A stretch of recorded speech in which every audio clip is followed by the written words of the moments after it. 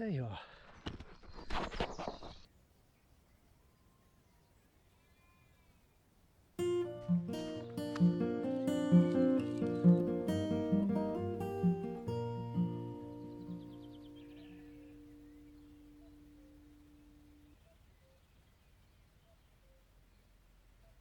You won't find a square mile of Dartmoor that doesn't have some sort of mythical beastie roaming it. We've got ghosts, witches, devils, panthers, murderous disembodied hands, and we're practically tripping over spectral hounds. But today I'm going to be investigating Dartmoor's most famous cryptozoological creatures, the Pixies, or as they're called in the true Old West Country dialect, the Pixies. This should be a really fun one. The mission, to trek up to the impressive granite mass of Sheep's Tor and search for a hidden cave marked on the OS map as Pixie's house, a place known for centuries as a haunt of the little folk and where people would go to leave them gifts and gain their favour. I should warn you that the journey we're embarking on is a mysterious and bewildering nightmare of conflicting information, a soup of rumours, misconstrued facts, barefaced lies and unsubstantiated claims. It's enough to make you want to bang your head against the meavy oak. Welcome back to the Dartmoor podcast. As a birder and all-round nature geek, I like to taxonomise things. I like to know how to identify something, put a name to it, note its salient features and explain its behaviours. And this just isn't going to happen with the Pixies. Some stories have them invisibly small, some sitting under toadstools, some the size of children and some even larger. Some stories describe them as being naked, some wearing rags and others dressing them in floppy hats and green cloaks. Do they have wings or not? Again, accounts are conflicted. And there's an infuriating inconsistency in their behaviour too. What do Pixies do? Well, whatever they like apparently. The legends don't paint them as evil beings, nor benevolent ones, rather mischievous agents of chaos. On a whim they might lead you off the path and leave you lost amongst the mires of the moors, or they might help you with your housework. They might take you on a magical moonlight dance across their fairy kingdom, or they might just steal your child and replace them with one of their own. Oh dear, I said the F word. Fairies. Are Pixies fairies? On the face of it, it seems pretty obvious that they are. But in the go-to Pixie text, A Peep at the Pixies, a Victorian collection of stories about them, the author, Mrs. Bray, claims that they are distinct races, and that the Pixies actually fought and won a war against the fairies on the Somerset border to keep them out of Devon. But Mrs. Anna Eliza Bray is the first of this episode's fibbers. A Peep at the Pixies is a fun read, but Mrs. Bray has a habit of espousing rather wild and fanciful theories as facts. If her book were a Wikipedia article, it would be littered with citation neededs. Anyway, I'm determined not to take Mrs. Bray as an authority on anything Pixie related. It seems she travelled down to the West Country to collect stories of the fair folk and was no doubt strung along with a few tall tales from the locals, especially as she seemed to view them with some contempt. Allow me briefly to besmirch your opinion of her further by reading an extract from the introduction to her book where she describes the inhabitants of Dartmoor. The people who live in these humble dwellings are not very nice, for the pigsty is generally near the door, and the children are not much cleaner than the pigs. It is the more discreditable to their mothers to let them be so, as there is water enough around to wash and keep clean all the children in Devonshire. How dare she? Anyhow, I suppose there's a simple reason that the appearance and behaviour of Pixies is somewhat fluid, and that's that they don't exist. But that doesn't make them any less interesting. One thing that certainly does exist is Pixie's house, a naturally formed cave on the south side of Sheep's Tor, hidden amongst the granite clitter. This should prove easier to find than the Lusty Nutcracker of episode 1, because I was actually able to find some good descriptions of where it's located. Whether or not it'd be easy to get to, or get into, however, would be another matter entirely. Briefly, on the topic of a Pixie house, an interesting little fact popped up in my research. The earliest recorded version of the world-renowned Three Little Pigs story comes from Dartmoor, and rather than pigs and a wolf, stars pixies whose houses are blown down by a fox. My walk began at Yelverton and took me through the beautiful little village of Meavy, which seems to be built around an impressive oak tree, the Meavy oak, estimated to be over 1,000 years old. It is said that King Charles hid up this particular tree when running from Cromwell's men in the English Civil War. And that isn't even the only fleeing from Cromwell story of the day. I next visited Burrator Reservoir to see the remains of Longstone Manor. You see, Longstone Manor was the home of John Elford back in the 15th century, an artist and a nobleman who ended up on the wrong side of Cromwell. But rather than sequestering himself up a tree, Elford had a much more cunning hiding place, Pixie's house, explaining its other name, Elford's Cave. Apparently, he passed his time in hiding by painting on the granite walls, though no evidence of this remains. In fact, Elford's name seems to pop up all over the place on this part of the moor. On my way up to the cave, I couldn't resist popping into Sheepstore Village, a tiny hamlet with a beautiful graveyard, where an example of John Elford's artwork is displayed above the door of the church. A skull on an hourglass, with corn growing through the eye sockets. Bit creepy, that. And then finally to Sheepstore itself. I wonder why they call it that.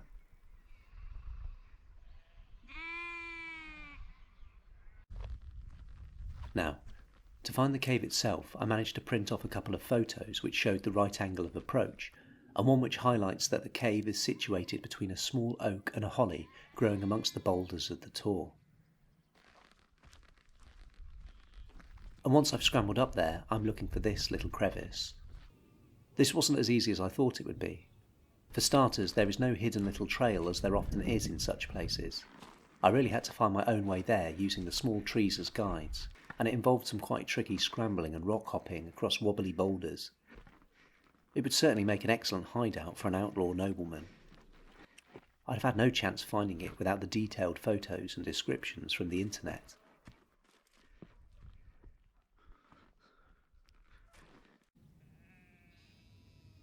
And then there was the cave itself. Genuinely quite unwelcoming. I have to admit that I considered wimping out here. The thought of getting trapped in that hidden little hole with no one around to call out to for help. Oh, and the potential embarrassment of it being caught on camera too. Despite it being a nice day, the wind seemed to blow a little colder and the crows wheeled overhead suspiciously. The braying of the sheep became a mocking cry, and some dogs barked threateningly in the distance. No, I wasn't coming all the way out here for nothing.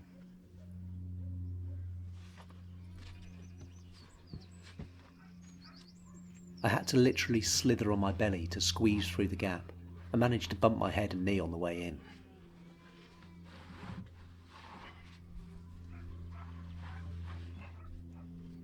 And once in, it was much smaller and danker than I expected.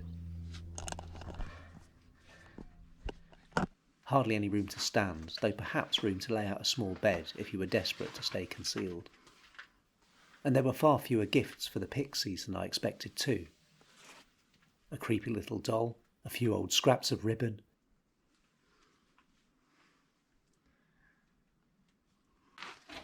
a glass bead, and a few coins tossed onto a ledge. It seemed that the Pixies really have been largely forgotten. The coolest thing in the cave, though, was this patch of bioluminescent fungus glowing eerily from the inner wall of a deeper little chamber. The obvious podcasty thing to do here would have been to leave my own gift to bring me luck and protection from the Pixies, especially as I was planning on wild camping out in unfamiliar territory that evening. But then I thought, what if I don't? Let's put my rational disbelief in the fair folk to the test. Yes, I decided to deliberately antagonise the Pixies in the hope that they'd give me a visit and shake me to my empirical core. And I thought I'd take this one step further by camping under a hawthorn tree. You see, hawthorns, particularly lone hawthorns, have long been associated with the supernatural as portals to the fairy realm. It is also known as the whitethorn or May tree, as at this time of year it blooms in a frothing mass of pure white flowers. There have been several of them hidden in this video already. The hawthorn in May is an impressive tree, standing out like a white beacon against the greens and browns of the moor. The bark is hard and gnarled, with the branches thrusting forth rows of sharp needles. Up close it hums and fizzes with pollinating insects. And then there's the smell. Unlike the sweet floral scent of other flowers, the hawthorn carries the rotten stench of death, decay, and bodily fluids. And perhaps this surprising, unnatural odour accounts for its links with the mystical. Surely, after dissing the Pixies in their own house, then sleeping at the entrance of a Pixie portal, they would visit me in the night and give me a fright. They are famous for administering a pretty severe pinching to those who offend them, something I'm willing to risk if it proves the existence of a supernatural race of forgotten little people. Assuming then, perhaps prematurely, that pixies don't exist, the most interesting question is, why did people believe in them? One theory is that they are a corrupted memory of a prehistoric race. A common element of the fairy myth, wherever it is told, is that they are afraid of iron. And you could imagine that when the Celts made their Iron Age foray onto this island, they may have encountered isolated Stone Age tribes who were easily defeated by superior metal weapons. Perhaps these people were short of stature, and perhaps they scattered to hide in the forests and hills of ancient Britain, to play spiteful tricks on those of their conquerors who became lost in the woods. Eventually, encounters with these people would become a rarity, then a rumour, then a myth. Or perhaps fairies are just a way to explain away the inexplicable. In a pre-science society, when your crops failed, or someone was struck with a sudden illness, or a child went missing, the simplest explanation would be to personify the cause. It was the little folk. This is particularly sinister when considering the changeling myth associated with fairies. If a child grew up with what we might now call developmental conditions, the parents may have preferred to believe that their real child had been taken to the fairy kingdom and replaced with a pixie. You'd think that the arrival of Christianity might have quelled some of these superstitions, and to an extent it did. But some clergymen saw an opportunity to use the myth to their advantage, saying that pixies did exist, and that they were the souls of unbaptised children no less. Then, despite the great scientific and technological advances made in the Victorian and Edwardian eras, there actually seems to have been an increase in fairy belief. Think of William Blake observing a fairy funeral, or our Mrs. Bray, or even the fake photo case of the Cottingley fairies. This could be precisely because of the Great Leaps Forward. It was a push back against rationalism.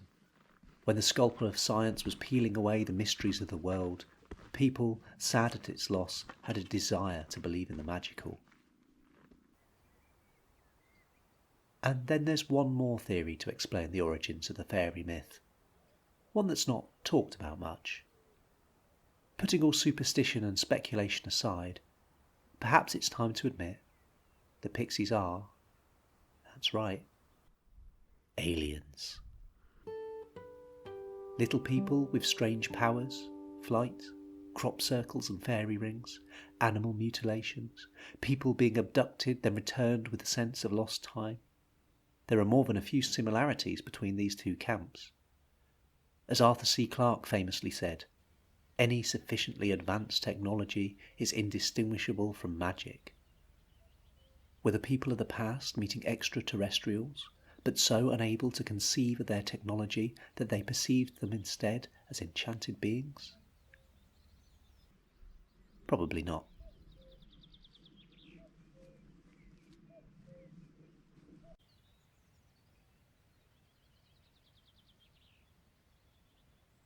As dusk settled on the land like a blanket of soot, I drowsed into dark dreams under the decaying blooms of the whitethorn.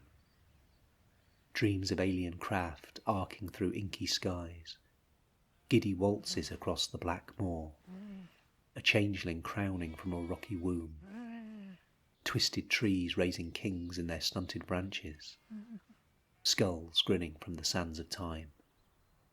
Then woke up pinched black and blue by the Pixies. Not really. Despite me antagonising the Pixies into showing themselves, I didn't hear a peep out of them.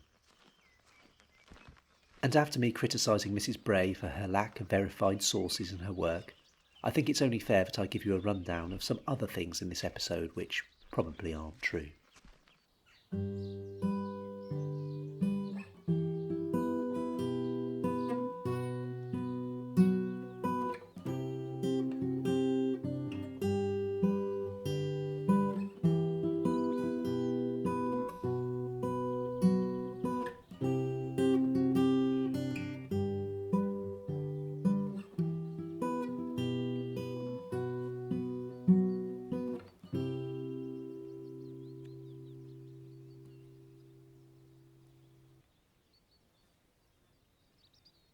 Who would have thought that the Three Little Pigs was the true one?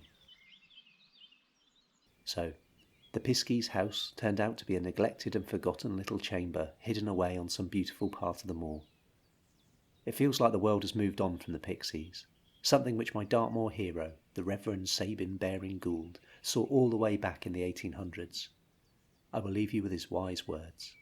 Superstition is dead now on Dartmoor, as elsewhere, and ghosts as well as pixies have been banished, not as the old moormen say by the ding-dongs of the church and mission chapel bells, but by the voice of the schoolmaster.